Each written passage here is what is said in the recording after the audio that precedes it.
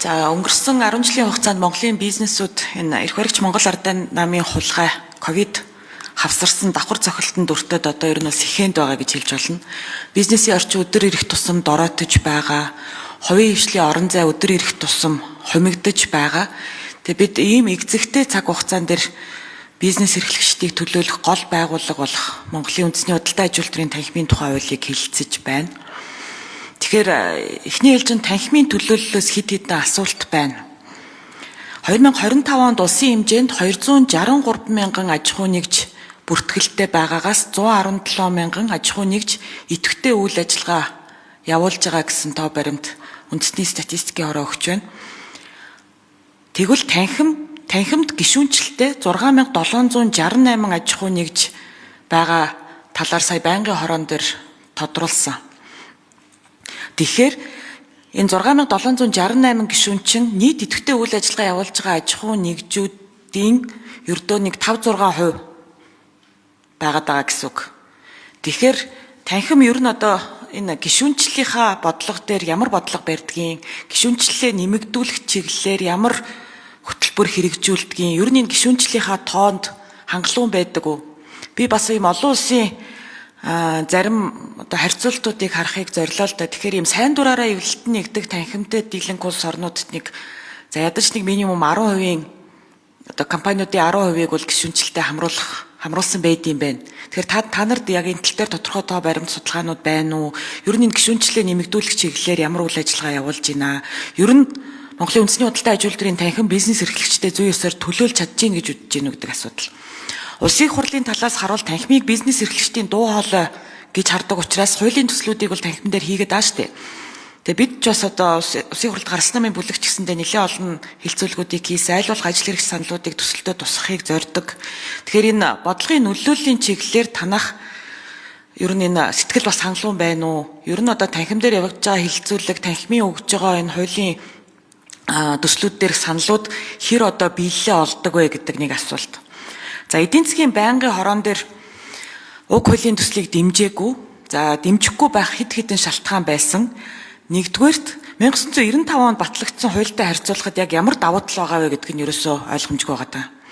Ер нь энэ 95 оны хуулийг шинчлэх бодит шаардлага байгаа мó гэдэг асуудал. Айл болох төрөөс хараад бус байж гишүүн байгууллагуудын эрх ашгийг хамгаална энэ гэсэн тийм үзэл баримтал яриад байгаа боловч яг энэ нэг бодиттой ялгаа бол харагдахгүй байна гэсэн үг. Ер нь бид эрх зүйн доктортой байдлыг бас их чухалчлах хэрэгтэй шүү дээ. Тэгэхээр өнгөрсөн 20 жилийн хугацаанд бий болсон одоо энэ танхим дээр байгаа бүтэц бүрэлдэхүүн одоо энэ бүх одоо байгууллагын соёл институцийн төлөвшлийг одоо энэ хуулиар ахаад эвдээ аж ахуйдэ гэсэн болгоомжлол зүй ёсоор байгаа. За энэ болгоомжлын нэг хэсэг нь бол одоо саяны гишүүдийн яриад байгаа салбар танхимын асуудал. Энэ салбар танхим гэдэг нь бол одоо энэ шинээр өргөн баригдаж байгаа хуулийн төслийн одоо бас гол ялгаа гэж харагдаж байгаа. Тэгэхээр салбар болгонд бол одоо бас үйл ажиллагаа явуулж байгаа маш одоо бэхжсэн ийм сайн холбоодууд бий. Эдгээр холбоодын одоо асуудал яах юм?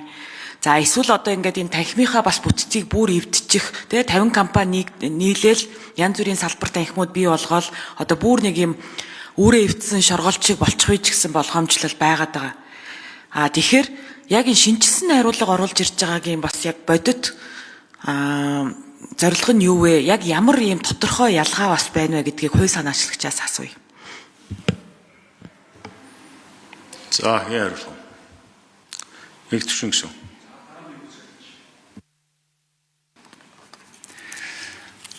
Тэг 95 оны хуулиар танхимууд одоо байгуулагдах хэрэгтэй байгаа. Орон нутгийн зарчмаар танхим байгуулагдахаар ингээд заасан байгаа. Гэхдээ бодит байдал дээр бол яг Улаанбаатар хотын танхимаас 2015 онд Улаанбаатар хотын танхим байгуулагдсан.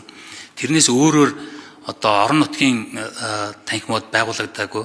Энэ нь өөрөө байгуулагдахгүй байсан шалтгаан болохоор бие даасан одоо шилээд санхүүгдээ үйл ажиллагаа явуулах болцоо байхгүй. Эдийн засгийн хувьд ч гэсэн энэ татвар хураамжууд нь одоо хангалттай үйл ажиллагаа явуулах боломж байхгүй учраас танхимын одоо нэг хэсэг ажилтан одоо танхимын одоо бүтцэд орж орон нутгийн одоо энэ танхимын үйл ажиллагаанууд явдаг байсан.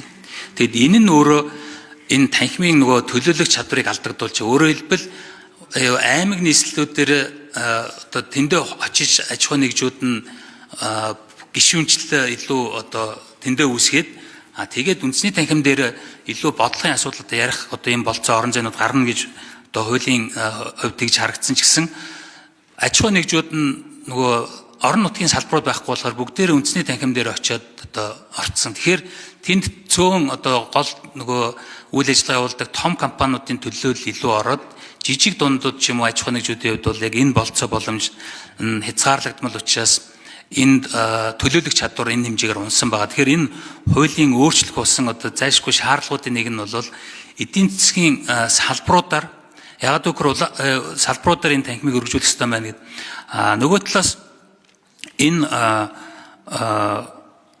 салбарын дээр сая таны дээр болгоомжл бас яг үнэхээр яг байх ёстой болгоомжл байгаа. Одоо яг олонхын төлөөлөл автсан яг энэ холбоодуудыг бужигнуулж болохгүй.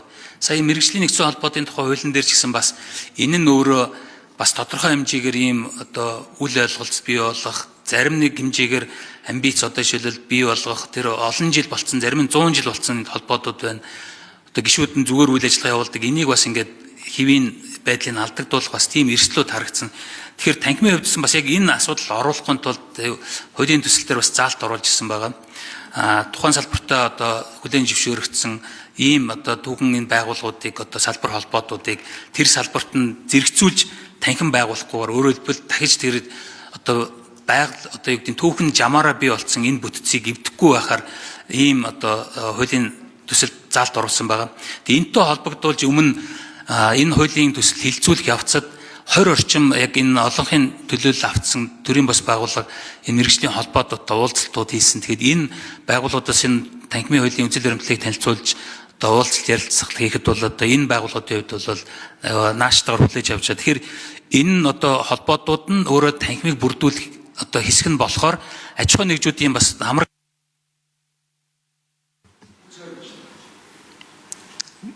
За асуурын гав гэж. Салбар танхимыг бол заавал байгуул гэсэн юм бол биш, байгуулж болно гэж орсон байгаа. Тэгээ салбар танхим байгуулж байгаа асуудлууд юу вэ гэхээр бид нар одоо 367 жишөөр байгаа. За 367 одоо жишөөрлийг тодорхой хэмжээг нь одоо төрийн ус байгууллага болон хувийн хвшлэр одоо шилжүүлэх асуудлыг хуулиар бол нэгэд өгсөн байна. Тэгэхээр салбар танхим байж иж за эсвэл салбар танхимын хүмүүс л тэр чиглэлээр үйл ажиллагаа явуулж байгаа төрийн ус байгууллагууд жишөөрөл олох боломжууд бий болно гэсэн үг. Нэгс тодорхой хэмжээний төрийн үйл ажиллагааг төрийн өмнөөс гүйцэтгэх боломжтой болно гэсэн.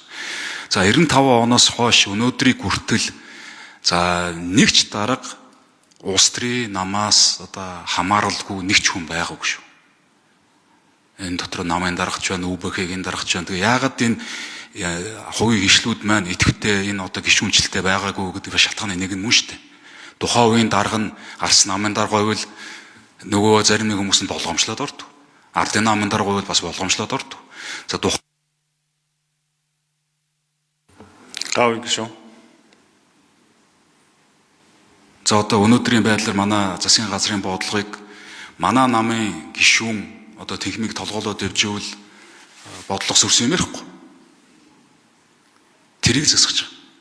Улс төрөөс хараат бус байг. За энэ ажлын хэсэг нь болж игэл одоо цөөхөн гишүүн ахлаад яваг. Ингэжиж өнөөдөр бидний бизнесийн одоо эрх чөлөөгөр 81-т явж штэ одоо эдийн засгийн одоо бизнес эрх чөлөөгөр. Тэгээ яагаад одоо ч яг ижилхэн гараатай байсан Казахстан, Эстон, Латв, Литв ихний 30 руу яваад орсон байна.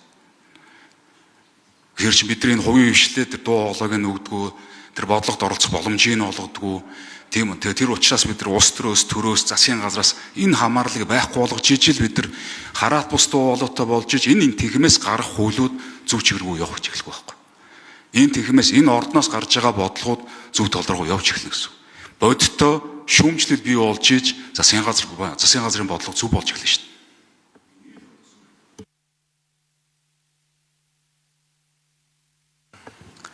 Дөрөв номерын микрофон.